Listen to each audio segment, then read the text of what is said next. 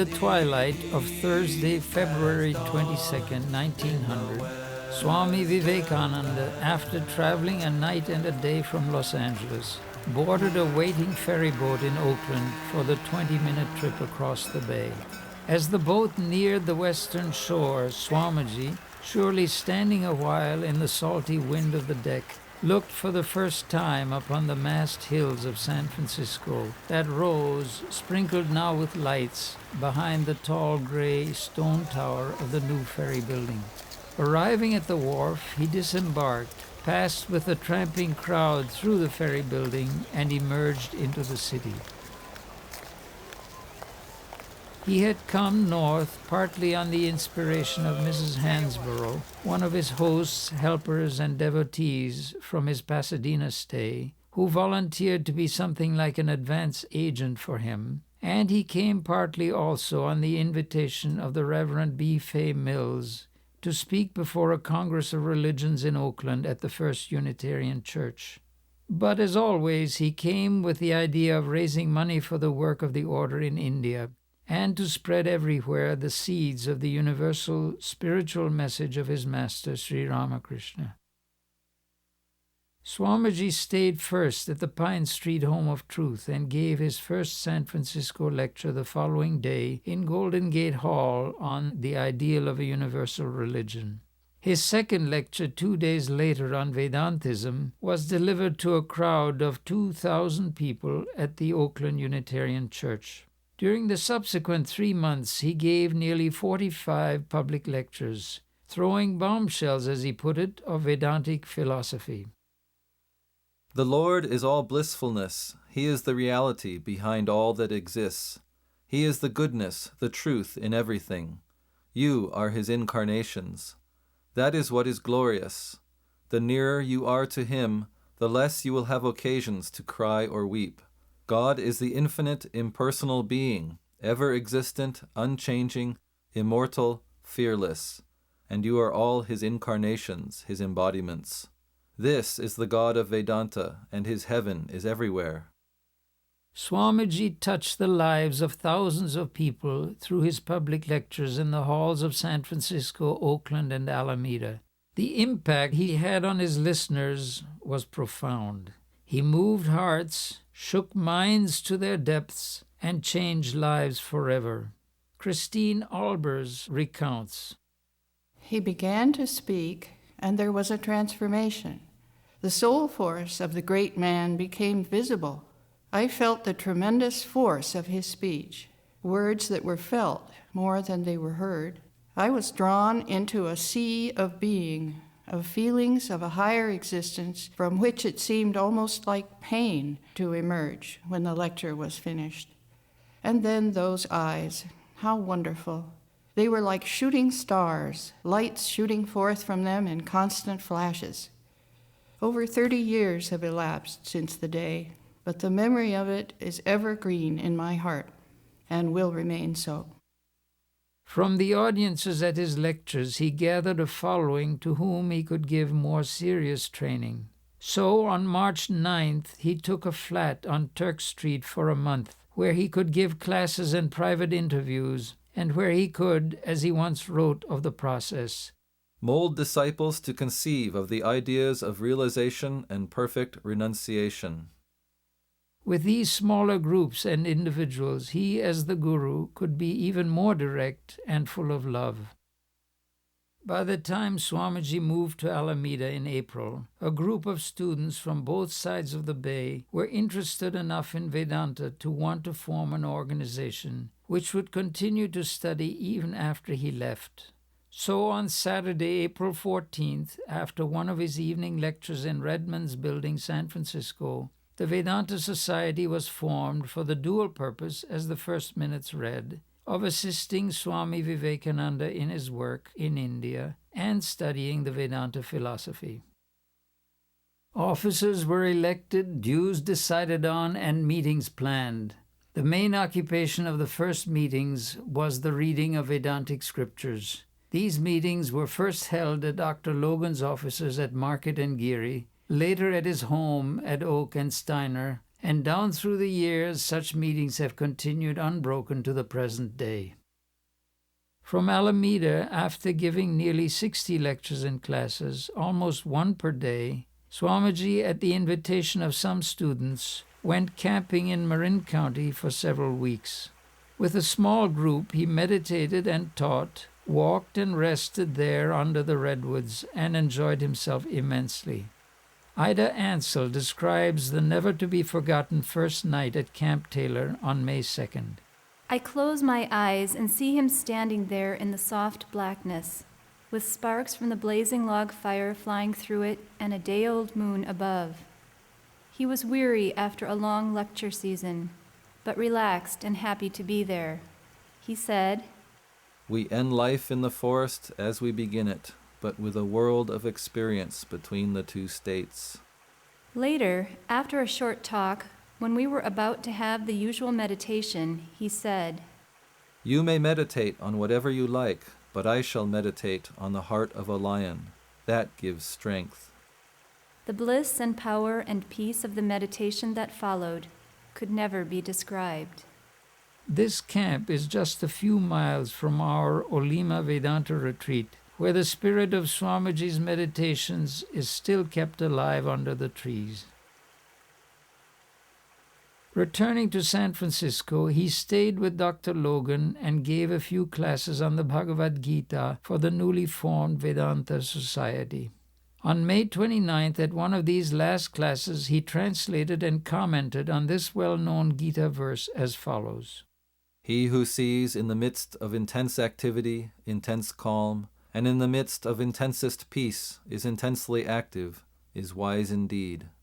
This is the question. With every sense and every organ active, have you that tremendous peace so that nothing can disturb you? Standing on Market Street, waiting for the car with all the rush going on around you, are you in meditation, calm and peaceful? In the cave, are you intensely active there, with all quiet about you? If you are a yogi. In just 3 months, this great yogi, Swami Vivekananda, had brought the wonderful philosophy of Vedanta to Northern California, gathered a group of earnest seekers of truth, and established the Second Vedanta Society in the West. In 1899 and 1900, when Swamiji was in California, his brother disciples Swami Sardananda, Abhedananda, and Turiyananda were teaching Vedanta on the East Coast, with the New York Vedanta Society as the center. Miss Book, a Los Angeles devotee, observing some of the earnest young disciples of Swami Abhedananda, particularly the brahmachari Gurudasa, realized the need for a Vedanta retreat and gave Swamiji a piece of property in California for that purpose. When Swamiji came to New York, he asked Swami Turiyananda to go and take possession of the land, telling him that it was the Divine Mother's will that he should go there. In Swami Turiyananda, you will see Vedanta personified. He lives it every moment of his life. He is the ideal Hindu monk, and he will help you all to live a pure and holy life. Swami Turiyananda arrived in San Francisco on July 26, 1900, and after a week, he, with 12 Vedanta students and some supplies, set out for the land to fulfill Swamiji's command to hoist the flag of Vedanta there. He named the place Shanti Ashram, or Peace Retreat, and 15 months of his stay in California he spent there teaching, meditating, chanting. When they arrived, however, they found themselves with only one log cabin, little water, 40 miles from the nearest source of supply, and under the scorching summer sun. "Mother, what have you done? What do you mean by this? These people will die, no shelter, no water. What shall they do?" The people, however, were of pioneer stock, and faced with a bare-bones pioneer situation, they set to work. During the next 2 years, they went about building canvas-walled buildings, a meditation cabin, a well for water, and, most importantly, building up their spiritual lives under the great Swami. He held classes daily on such subjects as the Bhagavad Gita, Viveka Churamani, Swamiji's Raja Yoga, and his own vast knowledge of spiritual matters. He meditated with them 3 times a day. He did the physical work along with them. He chanted for them. He guided. He encouraged. Living with him was a constant inspiration to strive to realize God. Be yourself and be strong. Remember that you are the Atman. That gives the greatest strength and courage. Be brave. Break through the bondage of Maya. Meditation is the key that opens the door to truth. Meditate, meditate. Meditate till light flashes into your mind and the Atman stands self-revealed. The brahmachari Guru Dasa, who subsequently became Swami Atulananda and lived in India until his passing in 1966, was one of the most earnest students at the ashrama and later became its caretaker for many years. He writes of Swami Turiyananda and those early, inspiring days. The Swami was in the prime of manhood, energetic and filled with enthusiasm.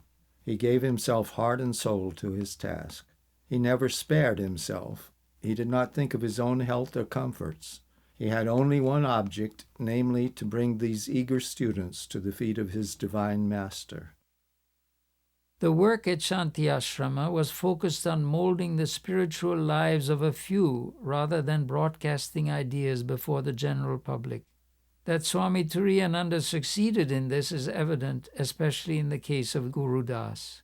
Leaving Los Angeles after a short trip there from the ashrama, the Swami told Sister Lalita, If I have one man realizing God, I will be satisfied.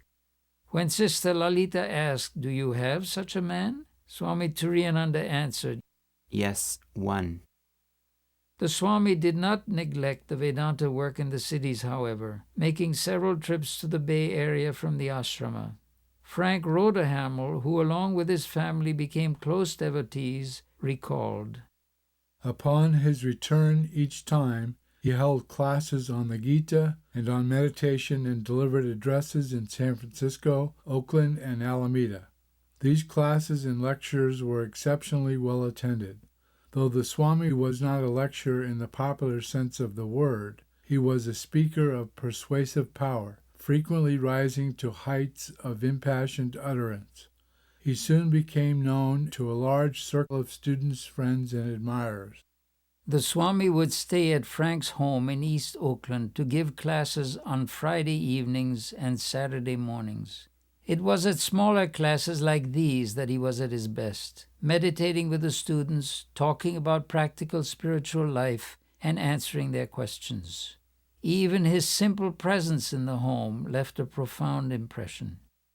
The Berkeley Vedanta Society may trace its origin to this inspired beginning.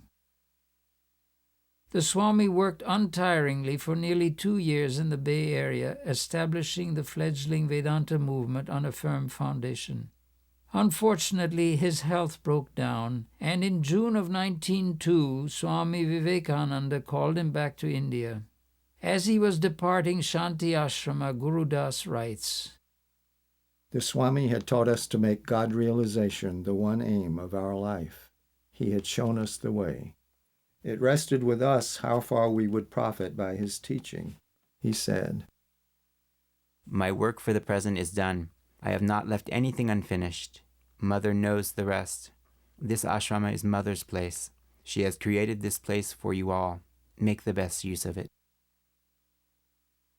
Before he passed away in July of 1902, Swami Vivekananda arranged for Swami Trigunatita, a brother disciple of Shri Ramakrishna, to come to San Francisco and continue the work left by Swami Turiyananda. The new leader of the Vedanta Society arrived via the Pacific the day after New Year's, 1903. After staying a few weeks with Dr. Logan, Swami Trigunatita moved to the home of Carl F. Peterson on Buchanan Street. The Peterson family, father, mother, and son, became great devotees of the Swami, serving him and the society for many years. Characteristically, as soon as he arrived, he set to work with a will. He felt that the main center of the society should be in the city rather than in the country. In the first 3 months, he gave lectures on Sunday afternoons in a rented hall downtown, and then classes and interviews at a Peterson's flat during the week. Before long, the flat became too small for the Society's operations, and they all moved to another flat at 40 Steiner Street, the 2 front rooms of which became the Society's auditorium. Within a year, the work was in full swing. Shanti Ashram, however, was not neglected. In November 1903, Swami Trigunatita set out to the property with a group of serious students for the first of many annual month-long retreats. His style was much more organized than Swami Tiriyananda's. The students were wakened daily at 3:45 a.m. and put through an intensive schedule of classes, meditation, and work until 10 p.m. The Swami himself cooked for them, and eating apart, he would read to them while they took their meals. The highlight of these retreats was the inspiring all-night Dhuni fire ceremony on the top of one of the hills overlooking the valley. In later years, many improvements in the facilities were made with the untiring labor of the Swami, the monks, and the devotees. In 1904, the Swami and a committee of members began planning a new temple, a home of the Society's own. They roamed all over the city looking for a site suitable but within the Society's capacity to buy. They found one near the bay on Webster Street among sand lots for $1,800. Having secured the lot, they began collecting funds to start the building. The cornerstone of this temple, to quote a pamphlet the Swami printed, was laid by the San Francisco Vedanta Society on 21st August 1905 for the good of humanity. In a little more than 4 months, the basic building was up, finished, and ready for the dedication, which took place on January 7, 1906. The temple was proudly proclaimed the first Hindu temple in the whole Western world and dedicated to the cause of humanity. With regard to the future of the temple, Swami Trigunatita said, "I shall not live to enjoy. Others will come later who will enjoy. Believe me, if there is the least tinge of selfishness in building this temple, it will fall. But if it is the Master's work, it will stand." Hardly were the first 2 stories of the temple finished when the Swami conceived the idea of adding the 3rd floor and towers so that Swami Prabhavananda, the head of the Ramakrishna Math and Mission, could come and lead the American work. Within a year, the project materialized. The Swami published a pamphlet explaining each tower and detail of the structure. This temple may be considered as a combination of a Hindu temple, a Christian church, a Mohammedan mosque, a Hindu math or monastery, and an American residence. The rededication ceremonies took place on April 5, 1908. When Swami Prabhavananda sent word that he could not leave the work in India to come to live there, the Swami was disappointed. But he decided that founding a monastery was a fitting substitute, and gradually he added qualified men until he had a total of about 10. The convent he established across from the temple lasted only a few years, though the seeds were planted for a future harvest. Every year, Christmas and Sri Ramakrishna's birthday were celebrated with equal éclat. The auditorium was beautifully decorated, and a 15-hour continuous service was held. A program of lectures interspersed with meditation, music, and readings from the Gospels began at 6 a.m. and continued without a break until 9 p.m. Members spoke with pride of how the Swami never left his standing position on the platform for the entire 15 hours. And what is more, many of the students did not leave their seats in the auditorium, fasting the entire day. Swami Trigunatita was a man of strong discipline in regard to spiritual life, both for himself and for his students. Consequences never deterred him. To the genuine disciple he would say, "I don't mind if I break every bone in your body so that I can drag you up to the shores of the ocean of immortality and throw you in. Then my work will be finished." Yet he was extremely loving and tender. Keep on having patience. Never be impatient with the mind. When it wanders, bring it back patiently, again and again if need be, but always patiently. When you crave blessings, or whatever you ask from the Divine Mother, or whatever you need in life, Be prepared and willing to wait, for years if necessary. Learn how to wait. Let her will be done, even if you wait forever. Rest assured that Mother knows what is best for her children. The Swami had large ideas not only for his students but for the development of the Vedanta movement, which he believed would bring liberation to all mankind. He believed America had an important part to play in the new movement, and he was doing his utmost to make this possible. One example of this was the colony in Concord, California. The Society purchased 200 acres of land there, 25 acres of which was to be the temple area, and the rest was to be owned by members. According to the plan for future development, there would eventually be a temple, a library, an orphan's home, a hospital, and a home for the aged, all run by the members. Some dwellings were indeed built, land cultivated, and a caretaker maintained to keep it up. Every Saturday the Swami would go there and give a class and generally watch out for its welfare. Though it showed great promise, it had to be sold after the Swami's death. These institutions that he planned show the dimensions of the Swami's mind and heart, and although they may have failed in his time, possibly they are token payments on great things to come. A printing establishment was set up in the temple. Its most important production was the magazine called The Voice of Freedom, which came out for 7 years, from 1909 to 1916. Toward the end of his life, the Swami was beset with painful physical troubles, yet he continued to pour himself heart and soul into the work of the temple.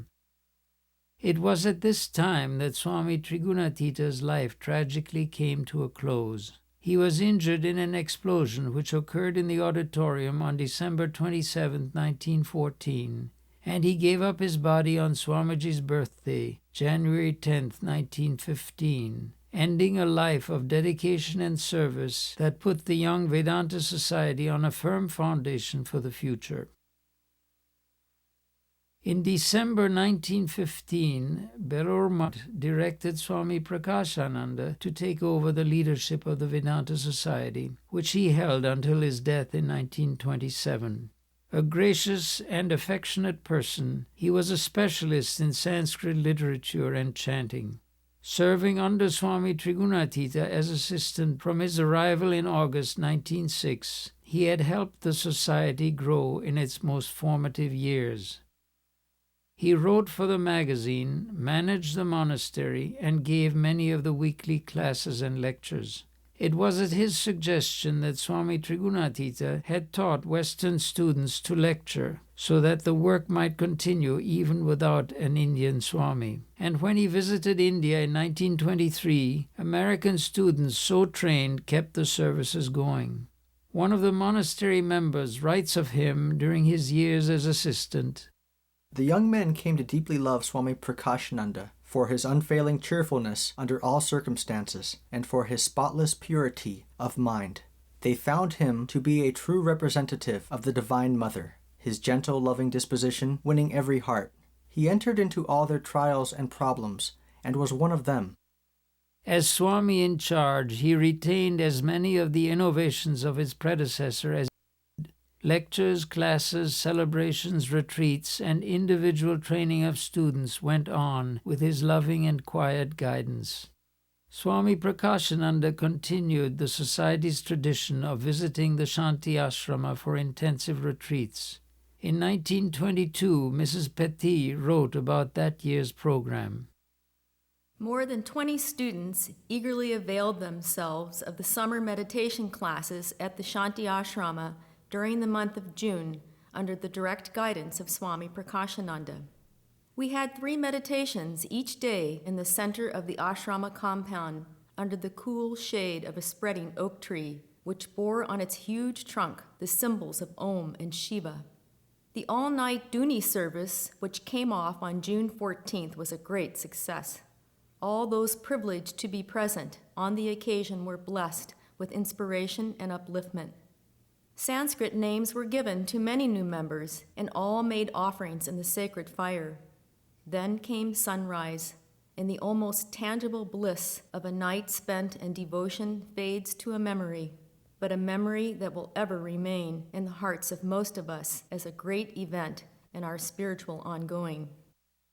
After his visit to India, Swami Prakasananda led the society for 4 more years, until he succumbed to diabetes in 1927. In the years towards the end of his life and following his passing, several other Swamis taught in the society.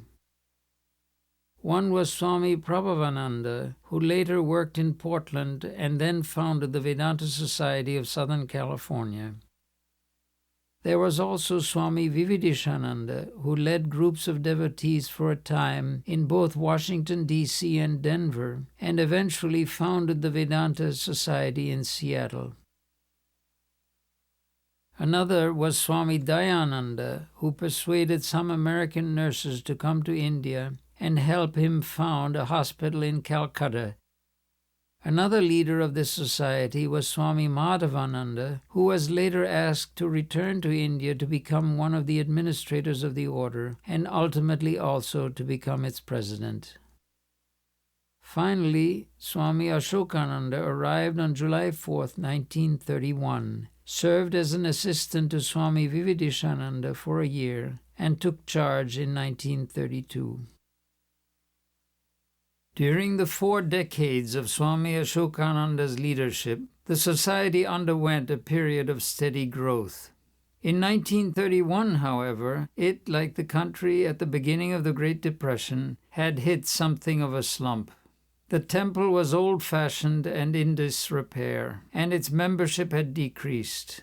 So after his arrival, the Swami began to give many lectures in downtown halls, both in San Francisco and the East Bay, in order to acquaint larger groups of educated people with Vedanta.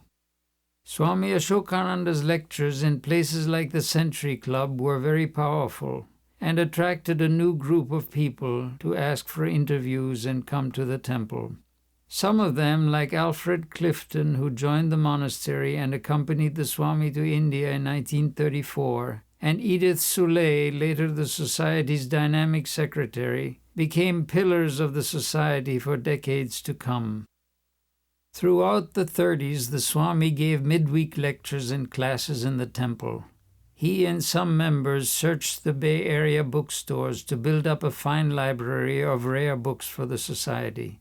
At this time also, a number of excellent musicians joined the society, such as Dora Blaney and Carol Weston, along with Mrs. Soule.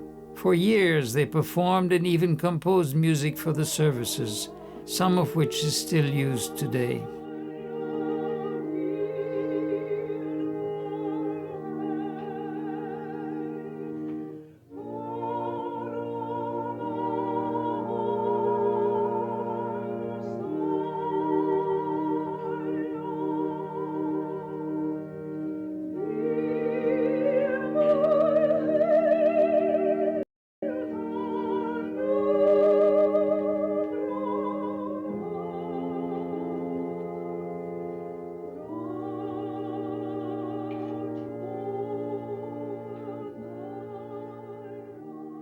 The growing attendance at the temple caused Swami Ashokananda to think about a larger facility. Yet, would a new building ever have such a powerful divine presence? He wrote to Swami Shivananda, the president of the order, and received a letter saying that the presence of Sri Ramakrishna would be even more manifest in a new temple, and that Swami Trigunatita also would bless the move.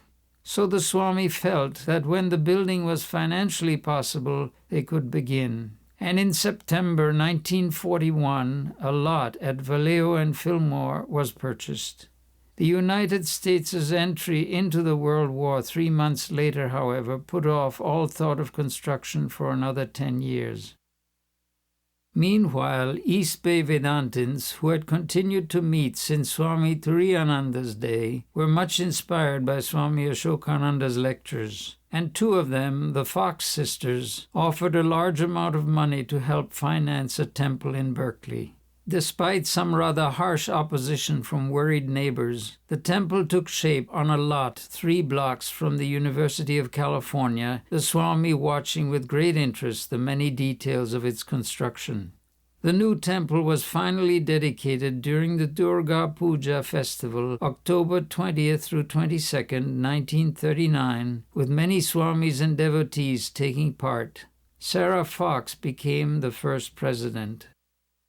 Also, during the latter part of the 30s, the Society created a summer retreat at Lake Tahoe, where Swamis and students could go to relax and practice meditation free from the tensions of the city during the summer months. At first, they bought a cabin at Myers, a short distance from the south end of the lake. Later, a larger, more beautiful piece of land overlooking the lake was purchased, and 2 students donated funds for a cabin for the Swamis, which was built and dedicated in 1938. Over the years, many Swamis have enjoyed retreats there. Aside from the usual routine of lectures, classes, private interviews, and special celebrations that have characterized the Society's work from the beginning, several new programs were started in the 40s. A Sunday school began in 1941 and continued until 1969, teaching basic Vedanta to several generations of youngsters. Sanskrit language classes in both Berkeley and San Francisco were started, as was a magazine called The Voice of India, containing articles by Swamis and devotees, which was published until 1946.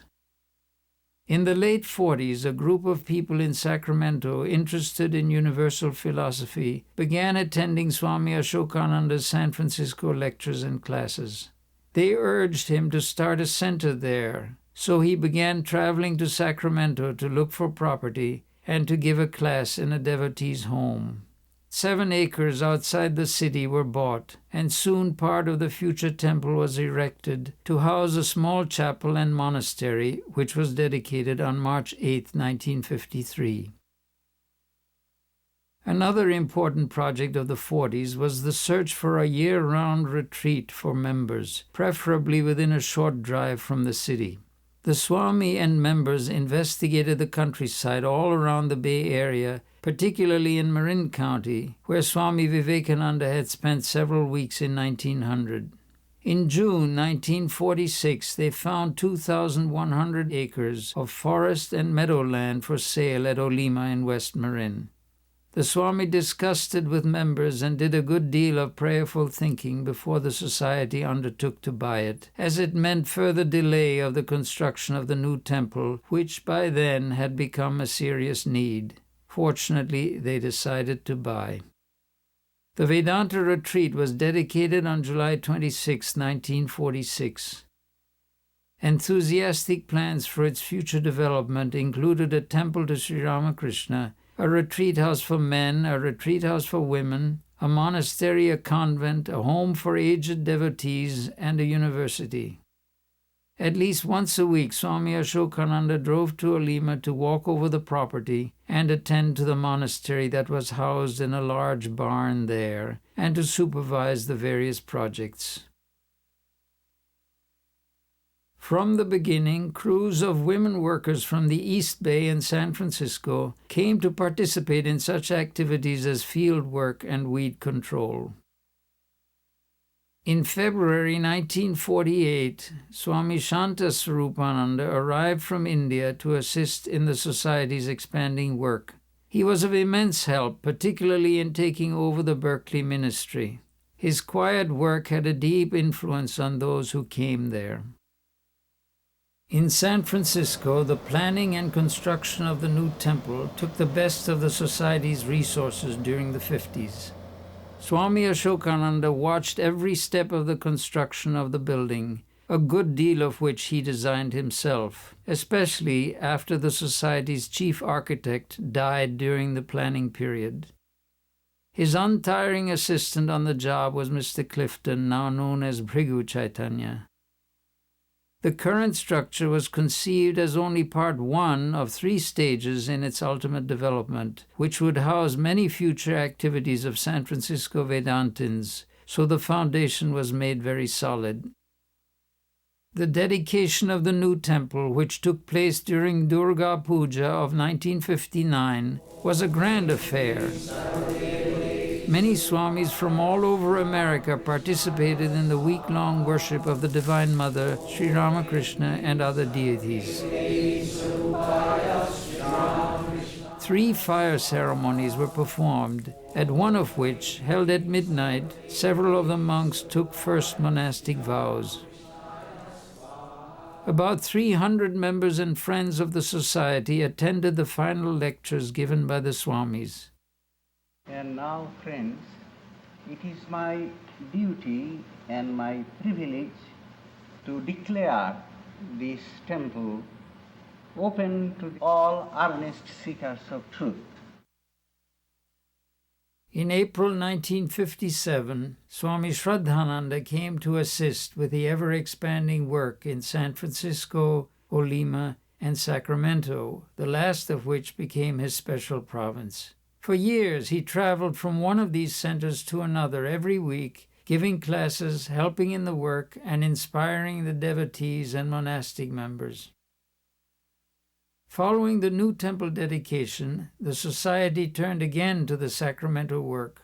The special feature of this temple was that most of the construction from foundation to rooftop was done by members. Many years of long, hard labor on the part of the San Francisco and Sacramento members went into the finished temple, which was dedicated in November 1964.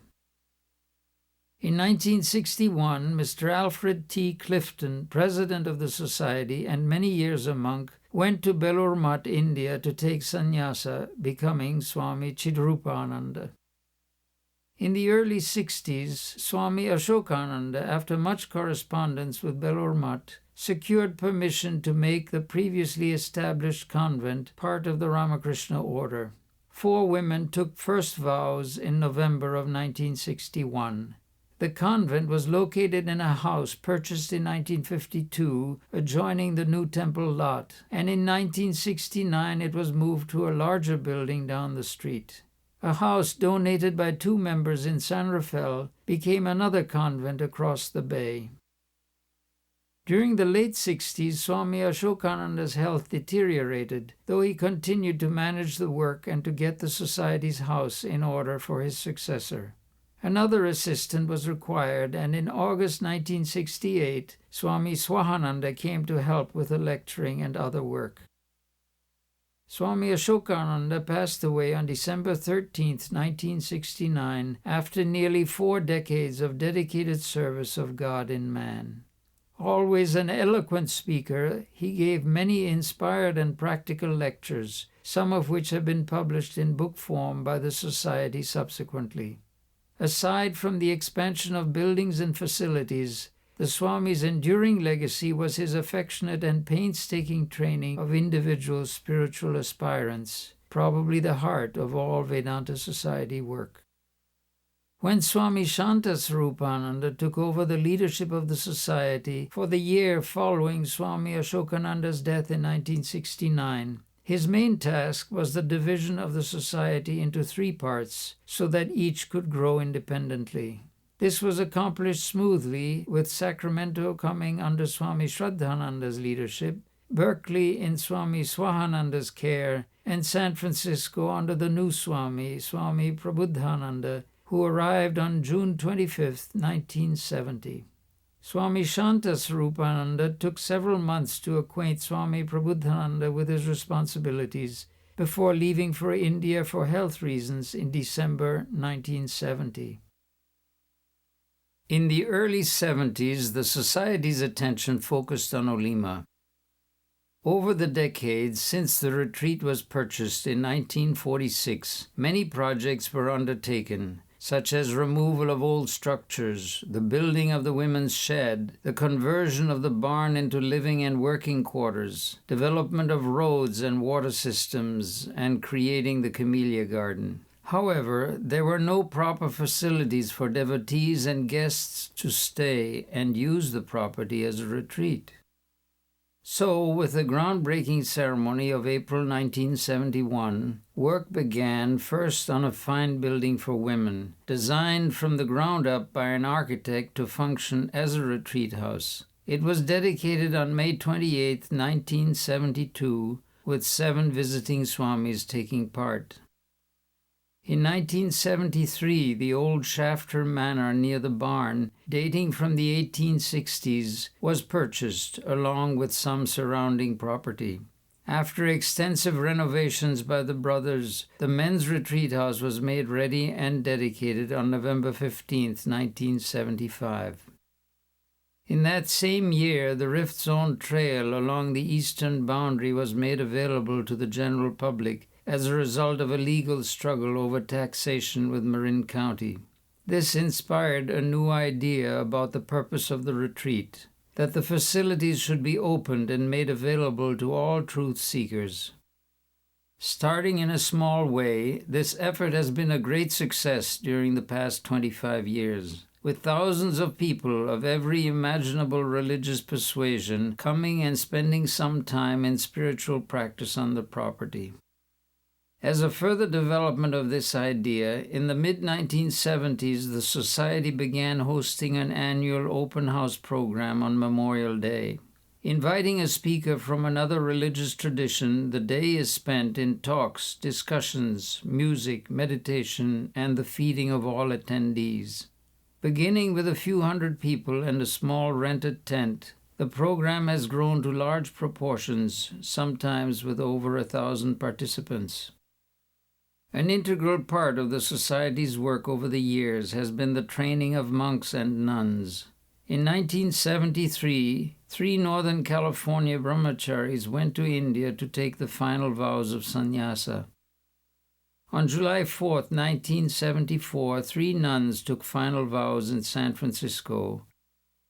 In 1978, an outreach effort was begun in which libraries were offered a selection of book titles. This book gift project soon expanded to include all California libraries, then all West Coast libraries, and ultimately libraries throughout the United States and Canada. Since the program's inception, over 1,000 libraries have accepted books from the Society.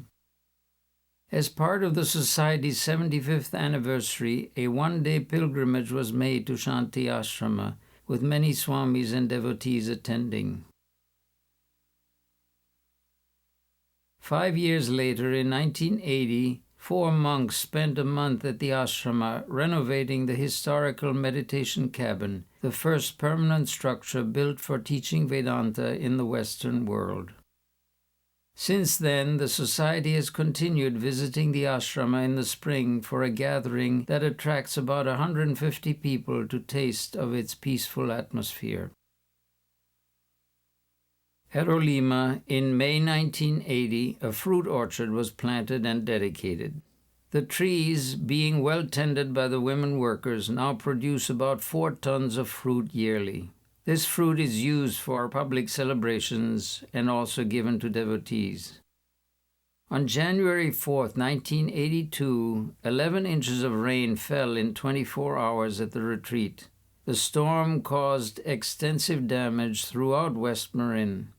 Before repairing our own roads and culverts, the monks took dump trucks and a loader to the nearby town of Inverness and spent several days helping neighbors dig out and haul away many cubic yards of mud.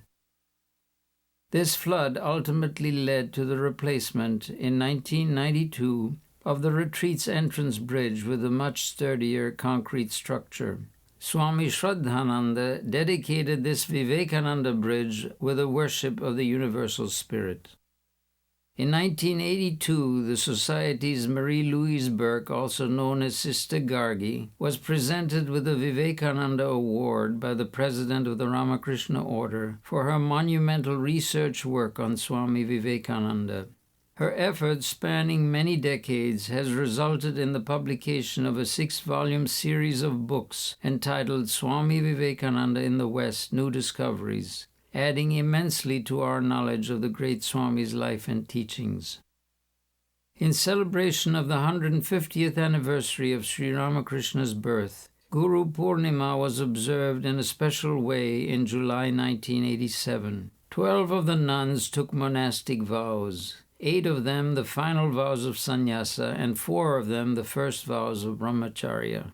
The giving of vows, as one of the Swamis remarked, is the greatest service the Vedanta Society, as part of the Ramakrishna order, can offer. A special music cantata was also presented by the women's choir. 1993 was an active year for the Society, being the 100th anniversary of Swami Vivekananda's arrival in the United States. One of the monks went to India for sannyasa vows, and 3 nuns received final vows in the temple. The Sunday school launched an annual youth retreat for graduates in Olima. On September 11th, a musical offering on the life of Swami Vivekananda was performed.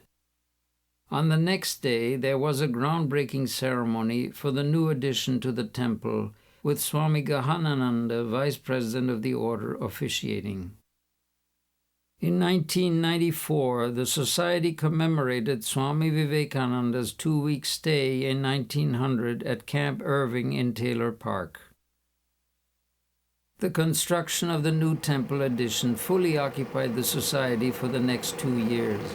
Restricted by building codes and height limitations, the addition was built in the garden behind the temple rather than on top of the auditorium as originally planned in the 1950s.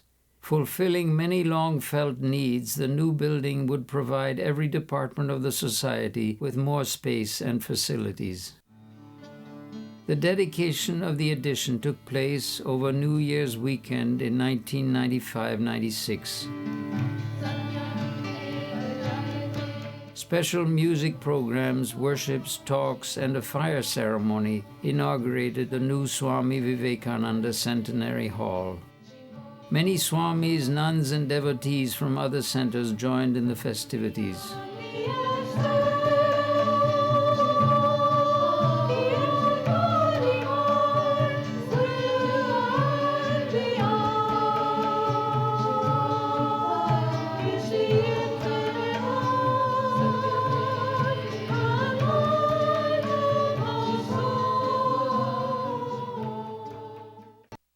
Two senior monks passed away at that time. Swami Sahajananda, who had been a pillar of the retreat since the early 50s, and who had sent many crates of medical and dental supplies to India over the years, and Swami Chidrupananda, who had quietly made possible so many of the Society's projects since he joined in the 1930s.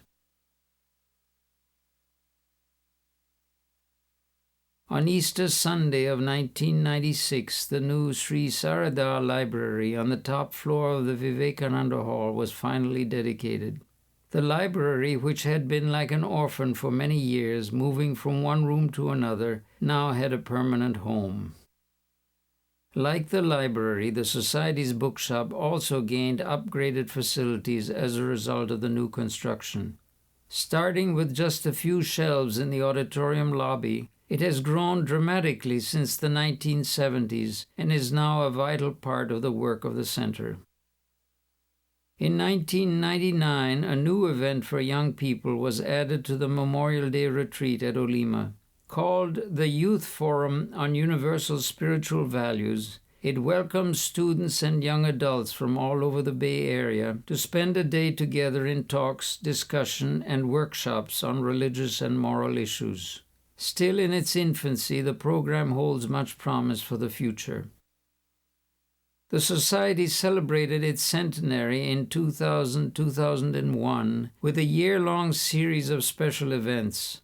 It began with the inaugural lighting of a flame by Swami Smaranananda, General Secretary of the Ramakrishna Order, and talks by the Swami and Sister Gargi on April 14, 2000. The centenary continued with special programs at both Shanti Ashram in April and at the Olima retreat on Memorial Day, in which speakers from 5 religions participated. Many Swamis were invited for the Guru Purnima celebration in July at the new temple, during a part of which 3 of the convent's nuns received final vows.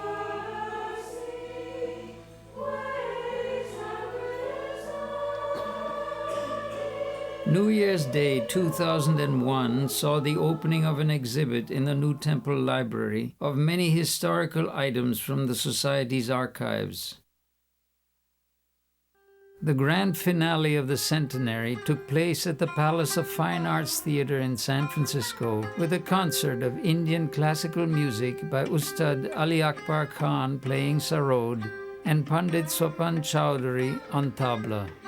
Also featured were talks by Daniel Gomez Ibanez, organizer of the 1993 Parliament of the World's Religions, and Swami Adishwarananda of New York.